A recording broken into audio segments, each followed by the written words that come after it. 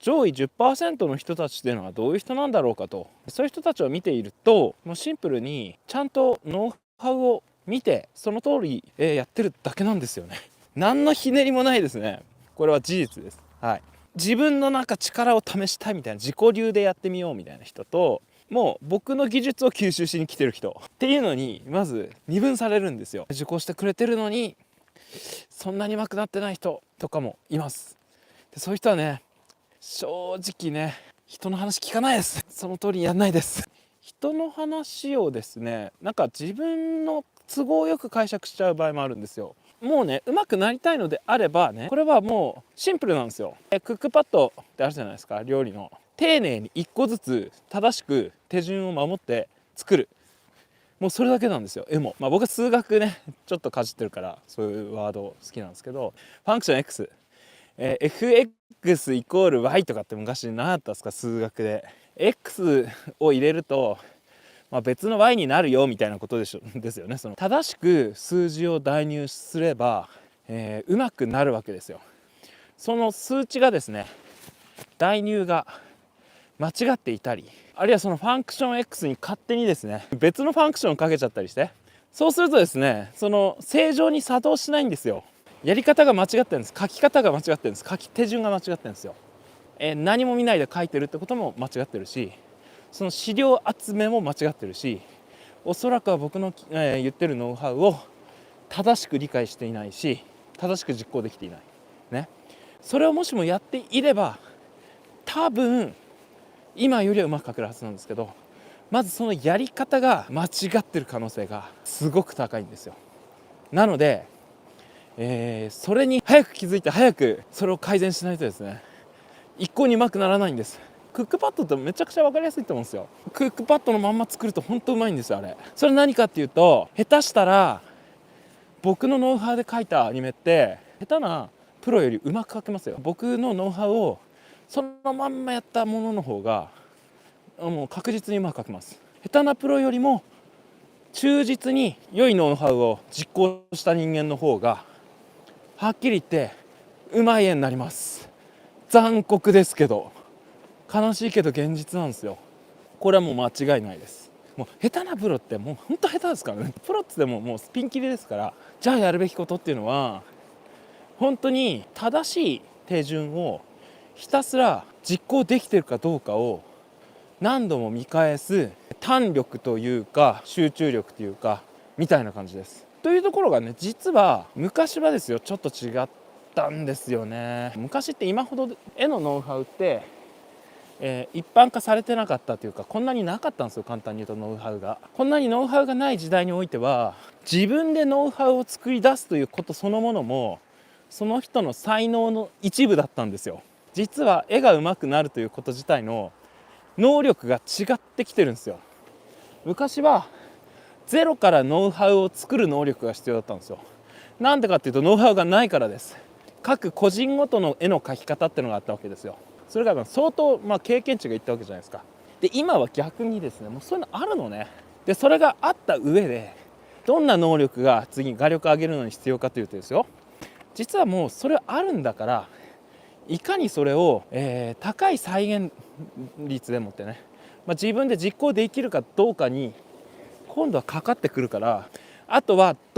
誰の何を自分で選ぶか、選ぶ能力、そしてそれを実行する能力っていう風に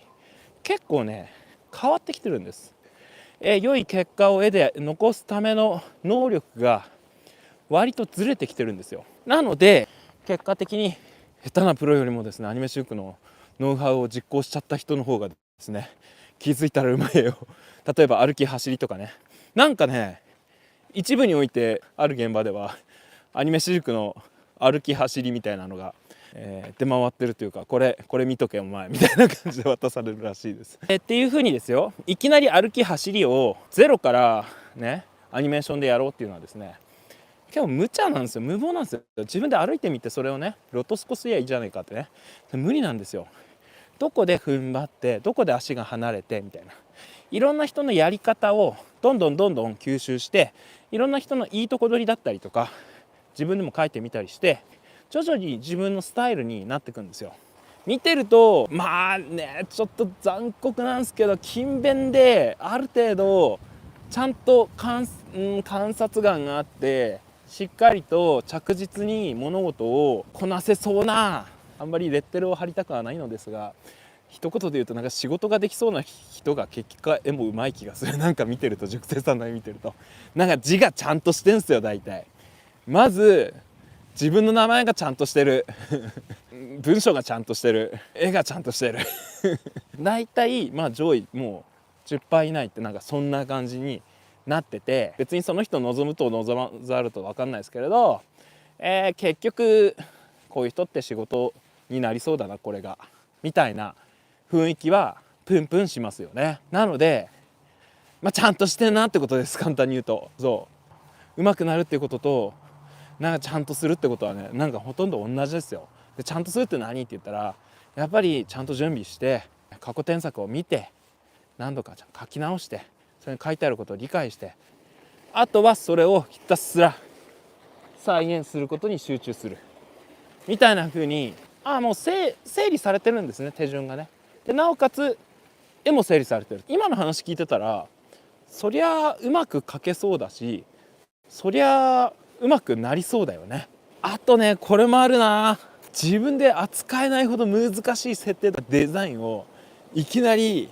挑まない方がいいです正直。なんかすごい複雑な装飾品とかさ、鎧とかさ、あれ着てるキャラクター